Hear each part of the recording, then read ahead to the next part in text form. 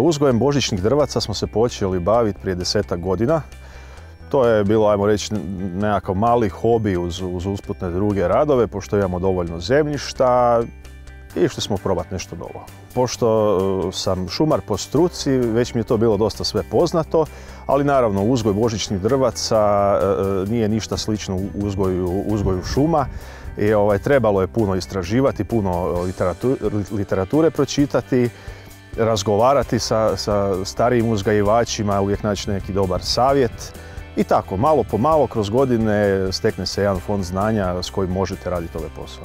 Tržište je postojano već godinama, ipak je to jedna duga tradicija i svake godine se traže lijepa, dobra božićna drvca. Počeli smo prve godine sa 1300 sadnica, a trenutno imamo oko 100.000, nisam brojao.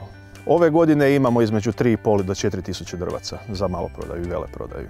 Radimo i ostatak godine. 12. mjesec je mjesec u kojem ubiremo plodove svog rada, a ostatak godine je jako puno posla oko održavanja drvaca, oko presadnje, oko formiranja drvaca. Imamo velikih drvaca, ima ih i tu već preko 3 metra, 3,5 metra i tako.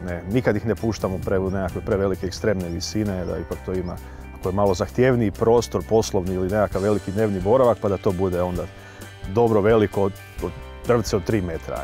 Za 2 metra je potrebno nekih 12 godina, uključujući taj dio u rasadniku koji se je proveo. Drvce što je starije ima veći prirast. Evo recimo tako, odavle do gore je prirast od ove godine. Prošlogodišnji prirast je ovo, od godinu prije je tu puno manji i tako dalje. Kad je drvce malo, onda je prirast najmanji. Pa internet prodaja je došla sasvim slučajno, malo nekakvim razmišljanjem.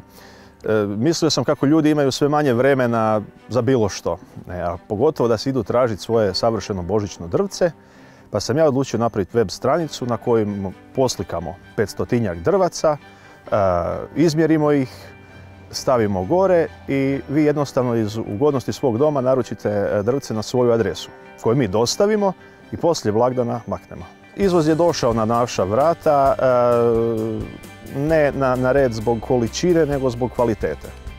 Naša drvca, moja drvca i drvca naših kolega, mojih kolega koji se bave tim poslom su lijepa drvca, dobre su forme i to su prepoznali ljudi diljem Europe. Savjet za kupce. Prvi savjet je kupujte domaći proizvod, a drugi savjet je ako kupujete odrezano božićno drvce, kad ga donesete kući, stavite ga malo u vodu preko noći dolje sa korijenom da si on povuče ipak vlage, bit će mu lakše, manje će vam iglice padati. Plan je i dalje raditi taj posao i širiti ga i držati se kvalitete i samo još poboljšati. Ako možemo to još napraviti bolje.